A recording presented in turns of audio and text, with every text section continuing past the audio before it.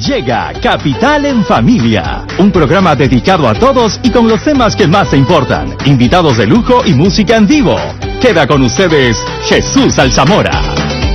No sé si soñaba, no sé si dormía, y la voz de un ángel dijo que te diga, celebra la vida. Queridos amigos, un sábado más con ustedes, 2 horas maravillosas para compartir y poder disfrutar de su compañía, y por supuesto ustedes llamarnos las veces que quieran. Nosotros acá, tu opinión importa. Eso es Capital en Familia, quien les habla, Jesús Alzamora.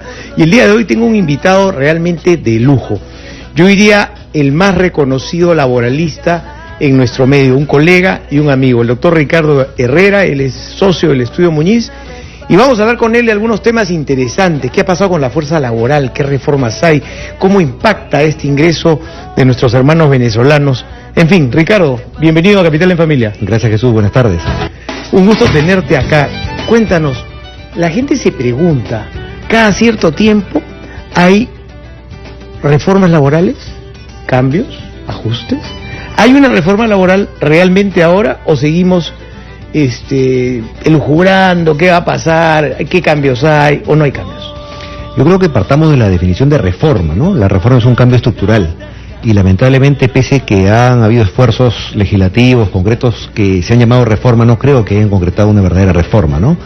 Porque seguimos con el problema de siempre, que es la informalidad laboral. Más o menos hay 20 millones de personas que conforman la PEA, la población económicamente activa, de los cuales 15 millones son informales. Son trabajadores independientes que no tienen RUC, no tributan, o en todo caso son trabajadores dependientes que están fuera de nómina, ¿no? Seguir muy lejos, en la ciudad, en el corazón del centro de Lima, Polvos Azules, El Hueco, ¿no? Amazonas. Uno va y los dependientes que están atendiendo a los clientes son básicamente trabajadores que no están en planilla, que no reciben pago por horas extras, que no hay CTS para ellos, ni gratificaciones, ni vacaciones, ni utilidades, que cuando se enferman no tienen a dónde ir porque no tienen cobertura del seguro social. Entonces está en una situación que la OIT llamaría trabajo indecente, en contraposición al trabajo decente, que es el trabajo formal en planilla. Mira, qué concepto interesante, trabajo indecente. OIT, Organización realmente del Trabajo, Internacional del Trabajo. Yo creo que el principio, mucha gente dice, si nos vamos al extremo de querer formalizar, vamos a tener un sobrecosto, las empresas van a comenzar a tener problemas, van a perder el trabajo mucha gente. ¿Qué opinas tú? Yo creo que, en efecto, muchas microempresas, en particular, no tanto pequeñas empresas, sino microempresas, donde la informalidad laboral es 94%, cuando el promedio es 75% en el Perú, tienen como gran problema, gran valla, por básicamente que la economía de subsistencia que tienen no alcanza el dinero para tener a la gente en planilla, el pago de la remuneración mínima vital. Yo creo que ahí tienen un escollo que no pueden superar, ¿no? Si uno va, repito, a los centros comerciales como Polvos Rosados, Polvos Azules, uno va a darse cuenta que los dependientes ganan menos que el mínimo vital, aun cuando trabajan tiempo completo. Entonces, pagar 930 soles, que es lo que se paga ahora como mínimo vital, es algo para nosotros, creo, impagable por parte de las microempresas, ¿no? Y la ley de pymes contempla la posibilidad de que se pueda acordar en el seno del Consejo Nacional de Trabajo un mínimo vital diferenciado, como ocurría en los años 70. Tú recordarás, en los años 70 el gobierno militar dictaba decretos supremos para reajustar el mínimo vital en función a 2 variables, ¿no? La capacidad económica de la empresa y la región, porque evidentemente el costo de vida no es igual en Lima que en Apurímac o en Montevideo. Sí, claro, sí recuerdo esa época. Si vamos a un mínimo vital diferenciado, creo que las pymes podrían entrar a la formalidad, o sería ya exigible, ¿no? Tienen un costo laboral del 8%, cuando el costo laboral normal es 50%. Por cada sol de remuneración el empleador tiene que empezar a pagar 50 céntimos adicionales, es alto. Pero creo que ese costo todavía lo pueden pagar las medianas y las grandes empresas. Las pymes tienen esa dificultad, ¿no? Y para mí la gran barrera es el mínimo vital. Y también hay un componente cultural que duda cabe, ¿no? Somos un país informal, de cultura informal. Nosotros manejamos de una manera acá, cruzamos la frontera para no ir muy lejos a Arica y manejamos de otra manera, porque evidentemente hay un nivel de coerción eficaz, ¿no? La ley se cumple y el que no la cumple tiene consecuencias. Entonces yo creo que lo que debe hacer el Estado es lanzar una gran campaña de formalización laboral y tomar medidas concretas. Por ejemplo, el 40% de las pymes tiene como principal o único cliente al Estado. ¿Qué pasaría si el Estado les exige para los procesos de selección, para contratarlas, que pasen una certificación laboral, un ISO laboral? que demuestren que todos sus trabajadores están en planilla. Yo creo que evidentemente las pymes van a tener que hacerlo, porque de lo contrario perderían a su gran o único cliente. Entonces, por un tema de decisión económica relevante, deberían pasar a la formalidad. Yo creo que de una u otra manera el impacto está en la lentitud de nuestro Congreso. O sea, las normas se quedan, incluso algunas llegan a prolongarse y nunca sale reglamento. Entonces, ¿qué hacer, Ricardo? Tú tienes harta experiencia, por no decir una vasta experiencia en el tema laboral. ¿Qué hacer para que esa, posibilidad de acceso a beneficios humanos, humanitarios, razonables, puedan generarse? Yo veo que la idea esta de, en la pyme, generarle un esquema diferenciado sería interesante. ¿Alguien lo está viendo en el Congreso? ¿Hay alguna iniciativa? ¿Sabes de eso? No, sí que se está discutiendo en el seno del Consejo Nacional de Trabajo los mecanismos de reajuste del mínimo vital, pero también tienen ya tiempo y no llegan a un acuerdo. Creo que deberían enfilar su atención justamente al tema del mínimo vital diferenciado para pymes, ¿no? Y dices bien, el Congreso lamentablemente no ha dado la talla en cuanto a emitir normas de envergadura que configuren una auténtica reforma laboral, ¿no? No hay grandes leyes laborales hace mucho tiempo. La mejor muestra de ello es el proyecto de ley de trabajo, que tiene 18 años en el Parlamento y no termina de agotarse la discusión. Y somos el único país en América Latina que no tiene una ley de trabajo, ¿no? Un código que unifique, que sistematice la legislación laboral para hacerla a la vez más accesible a las grandes mayorías, que los trabajadores conozcan sus derechos. Entonces yo creo que deberían delegar facultades para estos temas técnico-legales, sobre todo en el Poder Ejecutivo. El Poder Ejecutivo se ha dado muestras de capacidad de poder legislar en temas de envergadura, ¿no?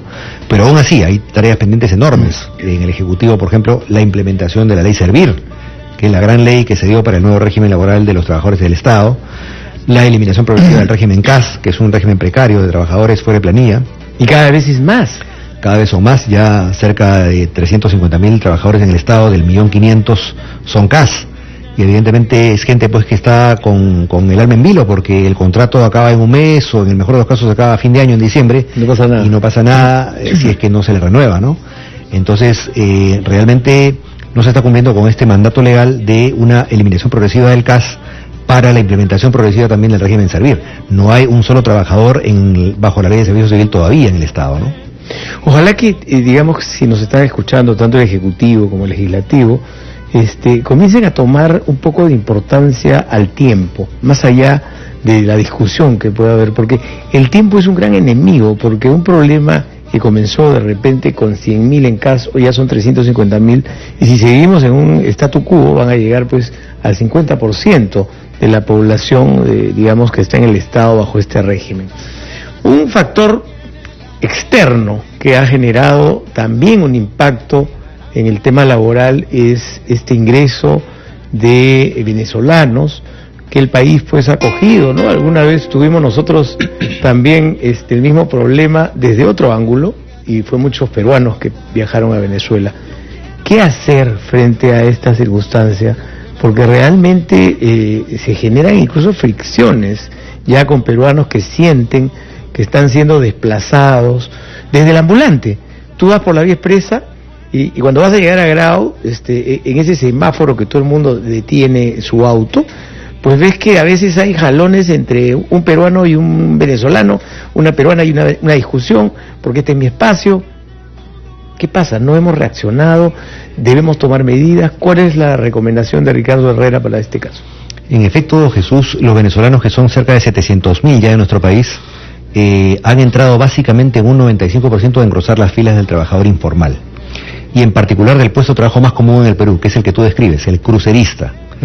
El señor o la señorita que está en el cruce de calles aprovechando la luz roja del semáforo para tener un minuto, de modo que nos ofrezcan baratijas, hagan piruetas de circo para extender la mano, o nos roben autopartes. Todo puede pasar, ¿no?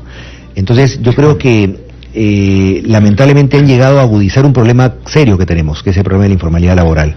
Y realmente están muchos de ellos sobrecalificados, son profesionales que no encuentran trabajo porque no pueden revalidar sus títulos y trabajar como lo que eran en Venezuela, médicos, arquitectos, ingenieros, abogados, y están subempleados en ese tipo de trabajo precario, ¿no? Pero claro, no compite con el profesional peruano que tiene trabajo formal. nosotros no sentimos esa competencia, pero como tú bien dices, el trabajador de la calle, el informal, el vendedor ambulante siente la competencia del venezolano. Y ojalá no lleguemos a extremos como el de Ibarra en Ecuador, donde, recordarás, la gente salió a la calle a atacar a los venezolanos por toda la ciudad, a perseguirlos como si fuese la SS o la Gestapo de Hitler en la época de la persecución judía.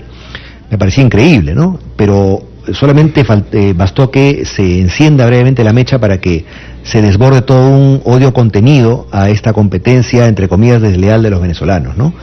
Yo creo que el Estado peruano ha debido hacer lo que ha hecho Chile o Brasil, no suscribir el Pacto Internacional de Migraciones, que permite un irrestricto ingreso de los venezolanos al Perú, porque también tenemos modalidades delictivas nuevas traídas por venezolanos. Sí, eso es verdad. Entonces no es que los venezolanos sean todos malos, hay de todo, como también peruanos. Como en todas partes. Como en todas partes, pero evidentemente yo creo que hemos debido ser mucho más estrictos en cuanto al ingreso, ¿no? Como Canadá. Canadá también... Un filtro. Así es, un filtro razonable. Para aceptar, por ejemplo, médicos, que faltan en salud a nivel de médicos especialistas en provincias, enfermeras, ingenieros, geólogos que la minería busca y no encuentra, ¿no? Entonces yo creo que evidentemente hemos podido y todavía estamos a tiempo de ser un poquito más selectivos con el ingreso, ¿no? De hecho, los que ingresaron hasta el 31 de octubre del año pasado son los únicos que podrían sacar su PTP, su permiso temporal para trabajar. Sin embargo, ha seguido entrando gente y el Estado peruano ha permitido que entre más gente venezolana y es consciente de que no le va a poder dar el PTP. Entonces es gente que viene a ser informal y a competir con nuestros trabajadores en su gran mayoría. Yo creo que en ese sentido, sí, yo creo que un llamado al Ministerio de Trabajo, al Ministerio del Interior, de Relaciones Exteriores, para que en conjunto tomen una decisión ya, porque esto se va a convertir en un embalsamiento que podría convertirse finalmente en un enfrentamiento, ¿no? Porque claro, el peruano dice, oye, un momento, pues no me vas a quitar mi espacio, no me vas a quitar mi lugar, ¿no? No tenemos una política de Estado de inmigración, ¿no? Nos ha cogido por sorpresa el problema y no hemos reaccionado debidamente. Eso que dices tú es verdad, no ha habido una reacción rápida frente a los temas. Finalmente, Ricardo, ¿qué cosa crees tú que en un país como el Perú, que a pesar de todos sus problemas y a pesar de todas las circunstancias que hemos vivido, una turbulencia muy grande en el Poder Judicial, en la Fiscalía, sigue creciendo, sigue manteniendo su crecimiento económico? ¿Cuál sería tu recomendación como una medida necesaria para que ese crecimiento no se detenga? Lo que pasa es que se ha producido un fenómeno virtuoso inusitado en nuestro país en la perspectiva de largo plazo, ¿no? Que es que la economía está caminando independientemente de la política. Entonces, por más turbulencia política que haya, si mantenemos las vigas maestras de la economía, de la macroeconomía y de la microeconomía, yo creo que el país va a caminar, ¿no? Pero no camina como debe. Nosotros tenemos que crecer por encima del 5% para que pueda sentirse esto en el empleo formal, ¿no? Lamentablemente en el Perú, no Lima, ha crecido el empleo formal solo en 0.5% en el último año. Y en Lima Metropolitana ha decrecido en menos 0.5%. ¿Por qué? Porque tenemos felizmente zonas como Ica, como Sullana, como Chiclayo, donde la agroindustria, Chaimó, Chimajes, ha alcanzado 100% de empleabilidad. Entonces la gente que no trabaja es porque no quiere. Correcto. Pero en Lima tenemos el más agudo problema de desempleo, que es el desempleo juvenil, Jesús, ¿no? Ahí tenemos un serio problema. La tasa de desempleo es 4.4% a nivel nacional promedio, pero en el caso de los jóvenes es 9.2%. Muy alto. Y si bien es cierto, la ley Pulpín fue denostada y fue derogada antes que entre siquiera en vigencia, tenemos que sacar una ley de facilitación del empleo para jóvenes, porque el problema del desempleo juvenil es tremendo. Tenemos más o menos 250.000 ninis, muchachos hasta 25 años que ni estudian ni trabajan, por eso el nombre de ninis. Claro. Entonces, ¿dónde podemos ubicarlos? Y es gente que se desanima porque no encuentra posibilidades de empleo. Salen del colegio todos los años a nivel nacional 200.000 jóvenes y el mercado laboral absorbe solamente 50.000. No, es fuerte, el problema es fuerte y creo que es levantar una voz de alarma, de aviso, para que el gobierno, sobre todo en el sector de trabajo y educación, generen alternativas. Ricardo, realmente ha sido un gusto tenerte acá. Gracias. Como siempre el tiempo vuela en lo que es televisión y radio. Yo creo que hay mucha gente que le gustaría de repente contactarse contigo. ¿Tienes alguna página donde podría conversar, intercambiar? Porque hay algunas personas que tienen dudas generan, ¿es posible? Claro, al 611-7000, que es la central del Estudio Muñiz, me pueden llamar y me comunican, ¿no? Con mucho gusto para resolver algunas dudas que siempre la gente tiene, ¿no? Por ejemplo, ahora se viene en marzo el pago de las famosas utilidades. Ajá. Entonces hay siempre dudas acerca de cómo debe calcularme mi empleador el pago, ¿no? ¿Cuál es la tasa a aplicar, ¿no? ¿Qué pasa con los días que no he elaborado? ¿Se computan o no se computan? Son preguntas recurrentes en esta época del año. Muchísimas gracias. Muy amable por estar con nosotros. A ti, Jesús, por la invitación. Buenas tardes. Queridos amigos, estuvo con nosotros el doctor Ricardo Herrera, socio del Estudio Muñiz y un experto en materia laboral.